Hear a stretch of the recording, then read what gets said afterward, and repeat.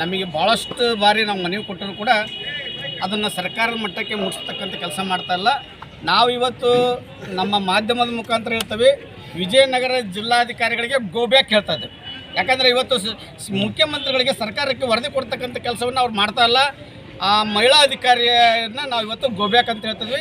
ಇಷ್ಟೆಲ್ಲ ರೈತರು ಇಂಥ ಸಮಸ್ಯೆಗಳನ್ನು ಬಳಲ್ಬೇಕಾದ್ರೆ ಆ ಜಿಲ್ಲಾಧಿಕಾರಿಗಳ ಹೊಣೆ. ಅದಕ್ಕೆ ಸರ್ಕಾರ ಕೂಡಲೇ ಇವ್ರನ್ನ ವಾಪಸ್ ಕರ್ಸ್ಕೋಬೇಕು ಅಂತೇಳಿ ಆಗ್ರಹ ಮಾಡ್ತಾರೆ. ಶಾಸಕರು ಏನು ಸ್ಪಂದಿಸ್ತಾರೆ ಸರ್, ಶಾಸಕರ ಕೆಲಸಕ್ಕೆ ಡಿಶೋರ್ ಸ್ಪಂದಿಸ್ತಾರೆ, ರೈತರ ಕೆಲಸಕ್ಕೆ ಸ್ಪಂದಿಸ್ತಾ ಇಲ್ಲ ಅವರು. ಇಲ್ಲ ಸ್ಪಂದಿಸಿದ್ರೆ ಇಷ್ಟು ಮಂದಿ ರೈತರು ಇಂಥ ಕೃಷಿ ಚಟುವಟಿಕೆ ಬಿಡುವುದ ಕಾರ್ಯಕ್ರಮ ಇವತ್ತು ಅಲ್ಲ. ರೈತರ ಕೆಲಸಕ್ಕೆ ಶಾಸಕರು ಸ್ಪಂದಿಸ್ತಾ ಇಲ್ಲ ಸರ್. ಅವರು ಕೆಲವೊಂದು ವಿಚಾರದೊಳಗೆ ಸರ್ಕಾರ ಲೆವೆಲ್ನಾಗ ಆಗೋಂಥದ್ದು. ಇದು ಈಗ ಖರೀದಿ ಕೇಂದ್ರ ಈಗ ಎಂಟ್ರಿ ನೋಂದಣಿ ಕಾರ್ಯ ಮಾಡಿರ್ತಾರೆ, ತಕ್ಷಣ ಖರೀದಿ ಕೇಂದ್ರ ಸ್ಟಾರ್ಟ್ ಮಾಡಿಬಿಡೋಕೆ ಸರ್. ನೋಂದಣಿ ಆದ ಮೇಲೆ ಮತ್ತೆ ಕಾಯ್ಬೇಕ್ರಿ, ಮತ್ತೆ ಸ್ಟ್ರೈಕ್ ಮಾಡೋಕೆ ರೈತರು.